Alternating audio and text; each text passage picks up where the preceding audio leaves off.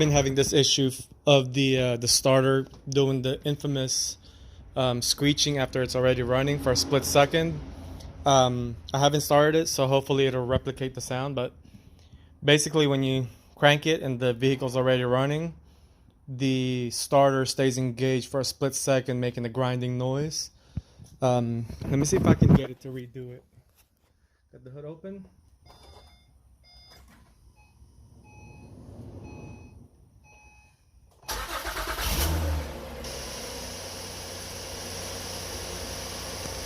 I don't know if you heard that little screech on the very end when it's already running, but basically that I'm gonna try to see if I can take it off and put a little lubricant on the Bendix. That way it'll kind of go in and out smoothly. So we'll see. Hopefully it works. So I got the starter out. All I did was use brake cleaner, clean it off first, let it dry, and then just kind of put a little bit of lubricant where all the parts that glide, and hopefully it works out. So I got everything put back together. Plus a lot of cuts on my hand from trying to reach the damn thing. But just kind of double check everything. So you might notice I didn't put back all the plastic stuff. Ever since I own V6 TLs or anything in general with the J series, I always take off every plastic that's not very beneficial, just to kind of let the car breathe a little bit. So it's missing this part right here, the battery cover. I'm going to be taking off the part of the intake. It's going to be the resonator delete, but I'll do that whenever I take the bumper off. But for now, hopefully the starter works, so I'm going to have everything double check and start it up. Hopefully it doesn't make the noise. So here's the first startup.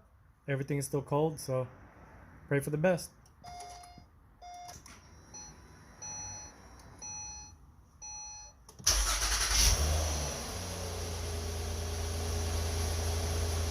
Well, as you can see, you didn't hear it, so I guess it worked. So after doing the starter, I went ahead and changed the transmission fluid. As you know, this thing has 172,000 miles. Hardly anything was replaced, but that's what the transmission oil looks like, so definitely it was time to replace it. So luckily I have 3 spare liquids, so I'll go ahead and do that.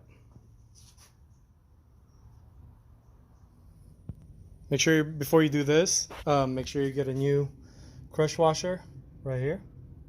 They're like $1-ish at Honda. Make sure you clean the magnet. Get at least 3 bottles. I usually start off with 3. I have a couple of bottles, so I'll start off with that. Just to kind of get everything circulated. I'm going to be doing this 3 times. This is the first one, so I'd say about 50 miles. I'll change it again and then replace the transmission filter once all that thing is done on the 3rd one. Transmission filter is that cylindrical tube right there. So as you can see, this is what the transmission fluid looks like when you kind of neglect it a little bit. So that's 172,000 miles. It does smell burnt, so that's kind of the #1, in my opinion, transmission killer when you don't take care of your trans fluid. I generally change mine at least, I'd say 2 oil changes to 3, just to kind of keep everything fresh. To me, they tend to start smelling burnt about 15-20,000 miles, so just a quick little tip.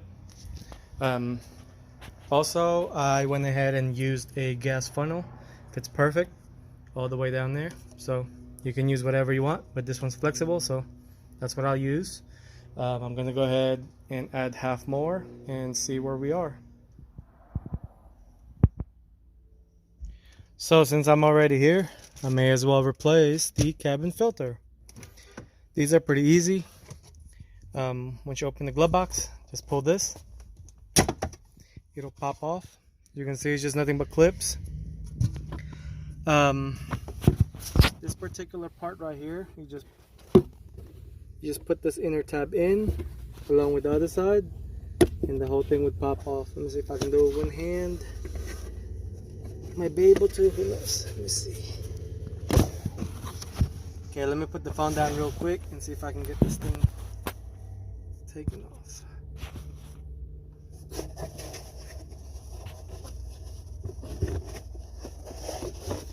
can see, it just slides off. It's pretty filthy. 172,000 miles right there. So, big difference. Big difference. Just go ahead and take this off, put the new one in, and go in reverse. It's that simple.